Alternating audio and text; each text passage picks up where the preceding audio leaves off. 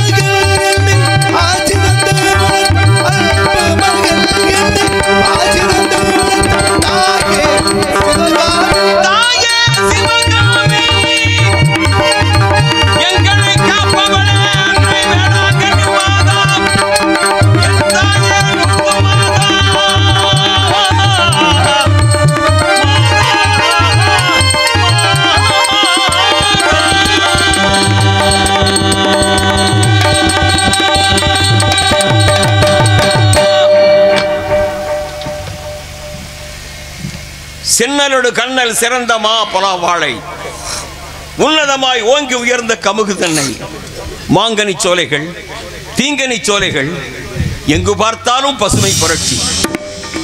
இந்த நாட்டிலே பஞ்சம் இல்லை, பட்டினி இல்லை, வேலையில்லா திண்டாட்டம் இல்லை, மின்வெட்டு சுத்தமாக கிடையாது. அப்படிப்பட்ட ஒரு நாடு இருக்கிறது என்றால் உலக மக்களால் போற்றப்படக்கூடிய ராமநாதபுரம்.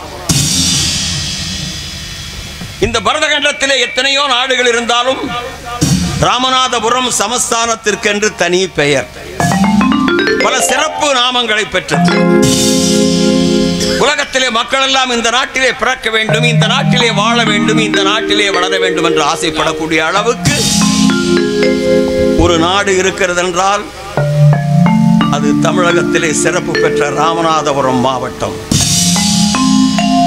ராமநாதபுரம் மாவட்டத்திற்கு தலைநகரம் ராமநாதபுரம். இந்த சமஸ்தானத்திற்கு தலைவனாக இருப்பதிலே எனக்கு மிகவும் பெருமை. இந்த மக்கள் எல்லாம் என்னை பாராட்டுகிறார்கள், போற்றுகிறார்கள். ஏன், என்ன காரணம்? சீரோடும் சிறப்போடும் செம்மையாக ஆட்சி நடத்துகின்ற ஒரே ஒரு காரணம். நானா ஆட்சியை நடத்துகிறேன்? நான் அல்ல, அவன் அன்றி அணுவும் அசையாது என்று சொல்வார்களே, அப்படிப்பட்ட அவன், அந்த சகாப்த நாயகன், அந்த சங்கரன், அந்த சங்கரதாசன், இந்த உலகத்திலே எறும்பு 84 லட்சம் ஜீவவேதங்களையும் படைத்து காத்து அழிக்கக்கூடிய சகல வல்லமையெல்லாம் படைத்த அந்த சர்வேஸ்வரன் எம்பெருமான் இயேசுபிரான், அவன் அல்லவோ நம்மை ஆட்டி படைக்கின்றான். அவன் உலக மக்களுக்கு மட்டுமல்ல, எங்களுக்கு மட்டுமல்ல, அனைவருக்குமே தாயும் நீ தந்தையும் நீ, எங்களுக்கு தாயும் நீ தந்தையும் நீ சற்குருவும் நீயே ஐயா.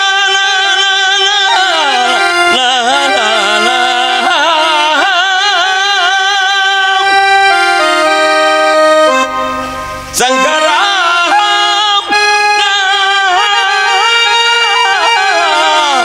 எங்களை காக்கின்ற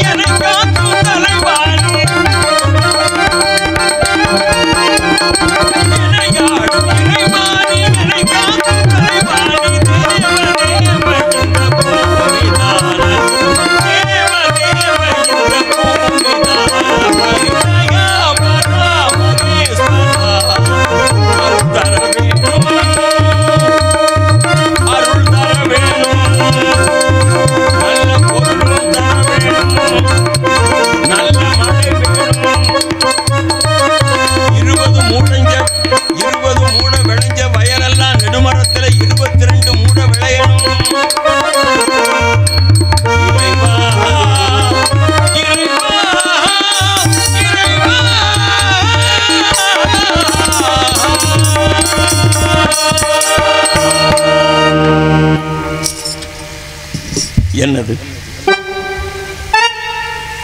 என்றுமே இல்லாத அளவுக்கு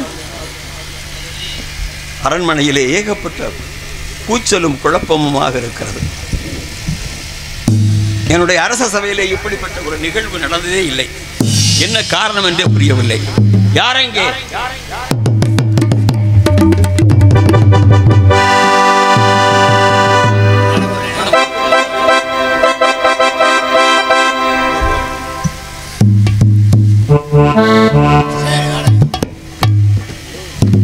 சேதுபதி அனுப்பி கொண்டிருக்கிற அன்பு மாமா MP விஸ்வநாதன் அவர்களுக்கு கிராமத்தின் சார்பாக பொன்னாடைப்படுத்தப்படுகிறார்கள்.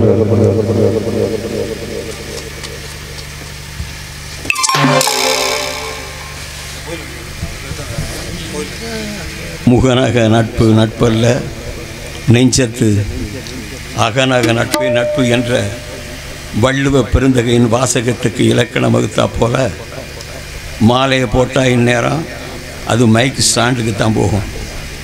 அதை விடுத்து அடுத்த ஆண்டு இந்த இறை மக்களை சந்திக்கின்ற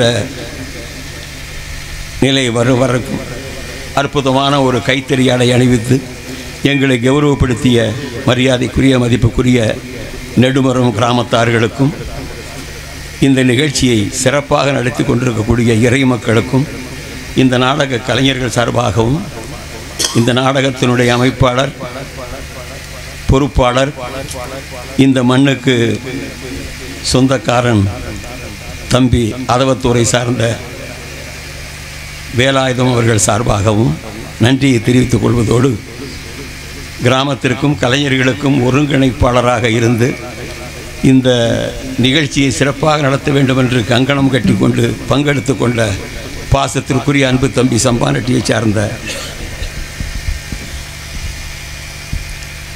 குழந்தைராஜா அவர்களுக்கும் கலைஞர்கள் சார்பாக நன்றி கலந்த வணக்கத்தினை தெரிவித்துக் கொள்கிறோம். நன்றி, வணக்கம். வணக்கம். சத்தியமே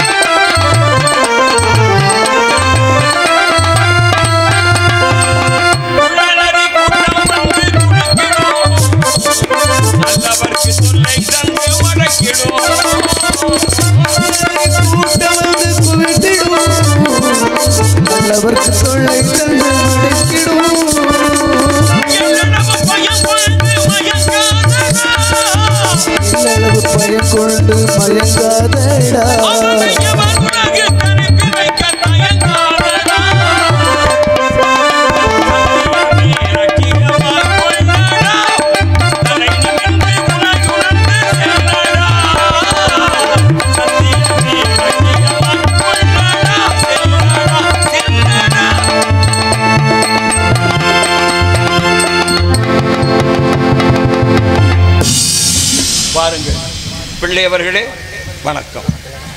மன்னர் மண்டவா, தங்களை ஒரு அவசர காரியமாகத்தான் தேடி ஓடி வந்திருக்கின்றேன். பிள்ளையவர்களே ஏனென்றால் தங்கள் தந்தையார் காலம் தொட்டு பணியாற்றியவன் நான். தங்களுக்கே தெரியும், என்னுடைய திறமைகளை எல்லாம் ஒருங்கிணைக்கப்பட்டு சிறப்பாக ஆட்சி புரிந்த காரணத்தினாலே தாங்கள் பாகனேரி பகுதியை எனக்கு முடிசூட்டி வைத்து அழகு பார்த்தீர்கள். ஆனால் உங்கள் பெயருக்கு ஒரு இழுக்கு வரக்கூடாது என்கின்ற நோக்கத்தோடு ஆட்சி செலுத்துகின்ற வேளையிலே இன்று ஒரு குழப்பம். எனது பாகனேரி பகுதியிலே பெரிய குழப்பம். என்னது? பாகனேரி பகுதியிலே பெரிய குழப்பமா? பிள்ளைவர்களே, நீங்கள் சொல்வது எனக்கு ஒன்றும் புரியவில்லையே.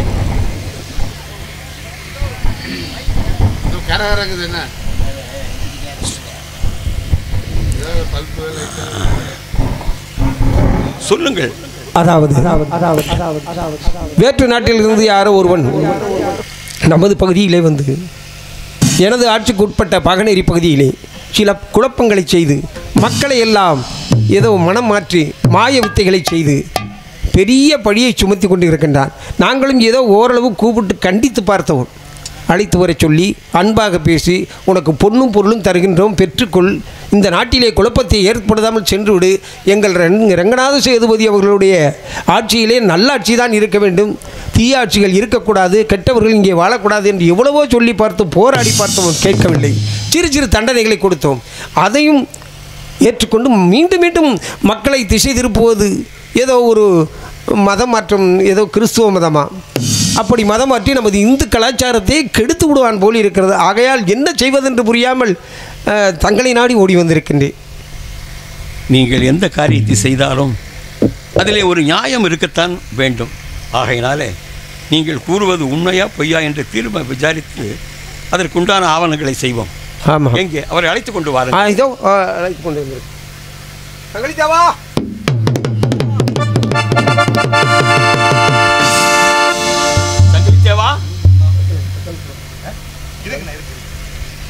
என்னது?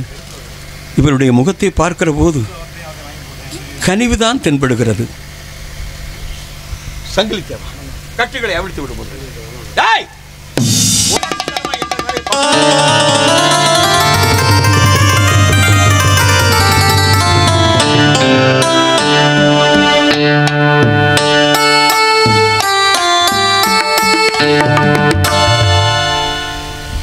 சுவாமி அவர்களே, பிள்ளை அவர்கள் என்னிடத்திலே உங்களை பற்றி சொன்னார்கள்.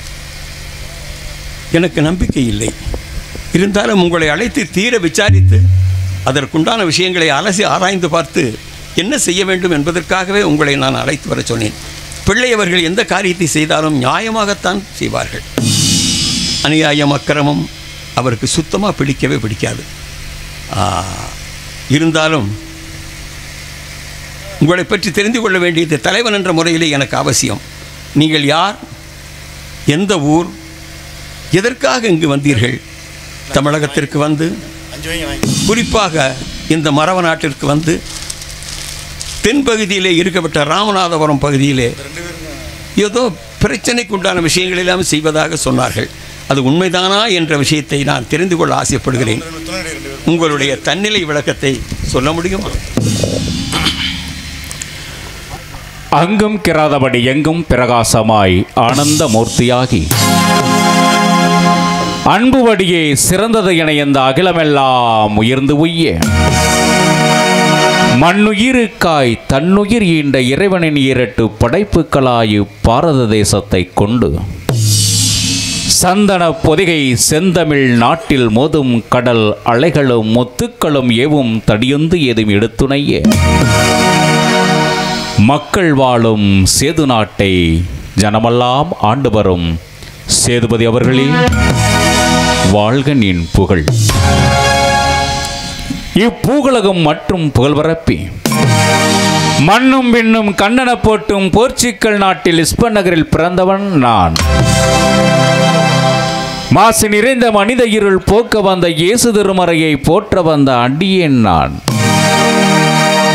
பாண்டிய மன்னரின் படைத்தலைமை ஏற்றதால் வெற்றிகளை குவித்த வீர மறவர்கள் வாழ்ந்தது உங்கள் பூமி. தமிழ் சொந்தங்கள் உங்களுடைய சொத்து. பைந்தமிழ் பாவலர், நட்டமிழ் நாவலர், ஒட்டைக்கூத்தர், மாணிக்க வாசகர், மாதவபட்டரும் வாழ்ந்தது அன்பின் திருவுருவே, சிங்கமாய் வீரமாய் தோன்றும் சேதுபதியே, அன்பினால் விளையின் மொழி, அருளினால் வளரும் உம் வழி, தளராது உம் கை. உங்களை காண வேண்டும் என்று எதிர்நோக்கி கொண்டிருந்த நேரத்தில் தங்களுடைய வீரர்கள் தன்னை கைதியாக்கி தங்கள் முன்னாலே கொண்டு வந்து நிறுத்திவிட்டார்கள். தீர விசாரித்து அதற்கு தகுந்த நியாயம் வழங்குமாறு மிக பணிவன்போடு கேட்டுக்கொள்கின்றேன். குழல் இனிது யாழ் இனிது என்பர் தம் மக்கள் மழலை சொல் கேளாதார் என்று வள்ளுவ பெருந்தகை குழந்தைகள் பேசுவதை அவ்வளவு அழகாக சொன்னார். மழலை மொழி என்று இனிப்பான விஷயங்களை சொல்லுகிற போது அதற்கு கண்ணல் மொழி என்று சொல்லி வைத்தார்கள் பெரியவர்கள். இதையெல்லாம் விடுத்து அதற்கு மேலாக குதலை மொழி என்று பெரியவர்கள், சான்றோர்கள், படித்தவர்கள், பண்புள்ளவர்கள், பகுத்தறிவு பாசறையிலே வளர்ந்தவர்கள், எனது அருமை மருமகன் சம்பானட்டியைச் சேர்ந்த அருமுனிய சக்கரவர்த்தி, அவரை போன்று உள்ளவர்களெல்லாம் பேசுவதை குதலை மொழி என்று சொல்வார்கள். கூடாத கயல்வெளியில் குளவி போன்று குளிர்ச்சியுள்ள குதலை மொழி பேசும் பாவாய் என்று சொல்லி வைத்திருக்கிறார். இந்த குதலை மொழியை பற்றி நாம் அவ்வளவாக அறிந்து கொள்வதற்கு வாய்ப்பு இல்லாமல் இருந்து கொண்டிருக்கிறது. இப்போது தான் எனக்கே கொஞ்சம் கொஞ்சமாக புரிகிறது. உங்களை பார்த்த பிறகு அந்த குதலை மொழிக்கு இலக்கணத்தையே நீங்கள் கண்டு இந்த ராமநாதபுரம் சேதுபதிக்கு சொல்லிவிட்டீர்கள். மிகவும் நன்றி.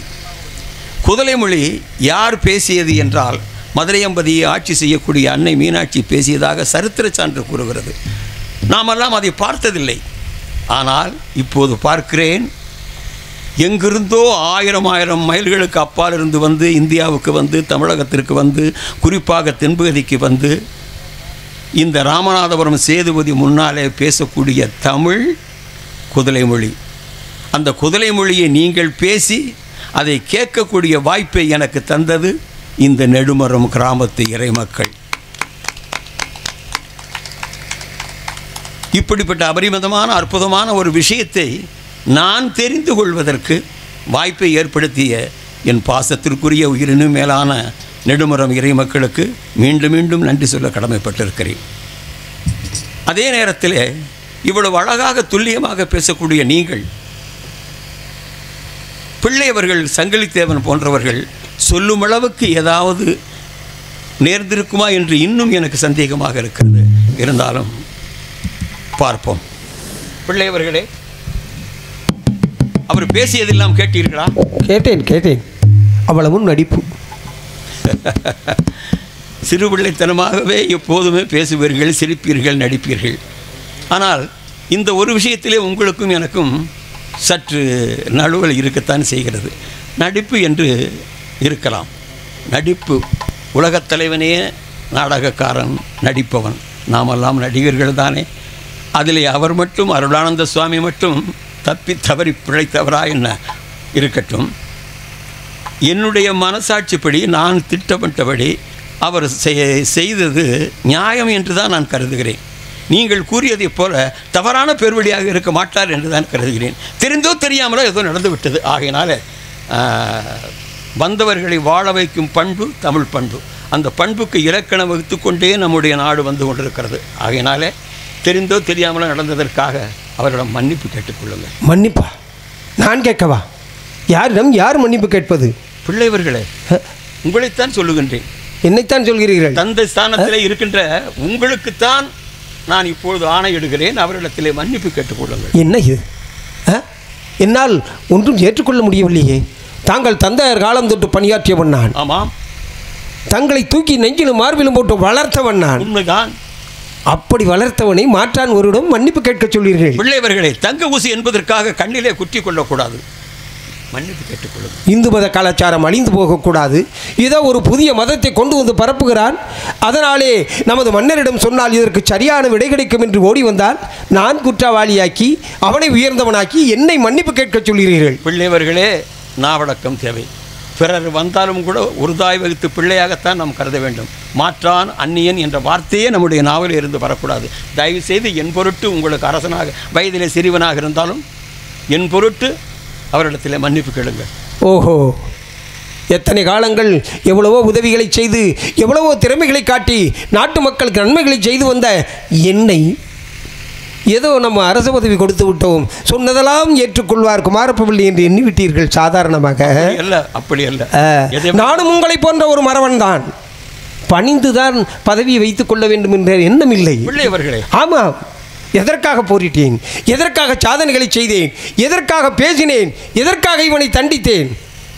இப்படி வந்து நமது இந்து மத கலாச்சாரங்களை நடுங்க செய்து அனைத்து ஆலயங்களும் மூடும்படி அளவிற்கு இப்படி செய்திருக்கிறாரே என்று தங்களிடம் நியாயம் தேடி வந்தால் மாற்றான் ஒருவரிடம் மன்னிப்பு கேட்க வேண்டும். அது தங்களுடைய உத்தரவு. யாரிடம் யார் மன்னிப்பு கேட்க வேண்டும்? தங்களிடம் 1000 முறை மன்னிப்பு கேட்பேன். ஏனென்றால் காலம்புறம் உங்கள் உங்கள் உங்கள் தந்தையார் காலம் தொட்டு உங்களது உப்பை தின்று வளர்ந்தவன் நான். ஆனால் இவனிடம் மன்னிப்பு கேட்க வேண்டும் அவசியமில்லை. அப்படி ஒரு பதவியை வைத்துக் கொண்டுதான் நான் வாழ வேண்டும் என்றால் அந்த பதவியை துறக்க தயாராக இருக்கிறேன். ஆமாம், என்ன கூறுகிறீர்கள்? யாரிடம் மன்னிப்பு கேட்பது? எனது வயது என்ன, எனது அனுபவம் என்ன? தாங்களுக்கு சொல்லிக் கொடுத்த ஆயக்கலைகள் 64ஐயும் கற்றுக் கொடுத்தவன் நான். அதற்கு கூட மதிப்பு கொடுக்காமல் இவனிடம் மன்னிப்பு கேட்க சொல்லியிருக்கிறீர்களே, அப்பொழுது இவன் உயர்ந்தவன், நான் தாழ்ந்தவனா? வேண்டாம், உங்கள் பதவி வேண்டாம், பட்டமும் வேண்டாம். இன்று முதல் இந்த பாகனை அரிப்பதற்கு நான் மன்னனும் இல்லை. அறிகிறேன்.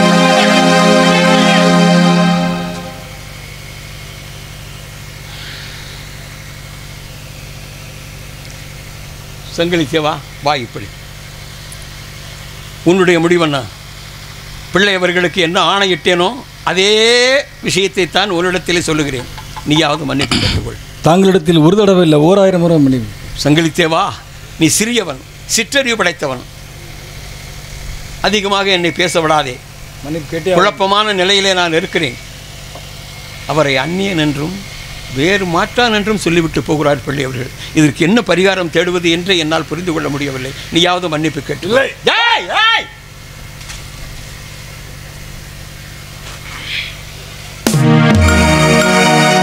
சுவாமி, நடந்தது நடந்ததாக இருக்கட்டும், அதைத்தான் சொல்ல வேண்டும். எல்லாவற்றையும் இறைவன் பார்த்துக் கொள்வான். இதற்கு பரிகாரம் தேடியே தீர வேண்டும். மிகவும் களைப்பாக இருக்கின்றீர்கள். உணவு அருந்திவிட்டு மற்ற விஷயங்கள்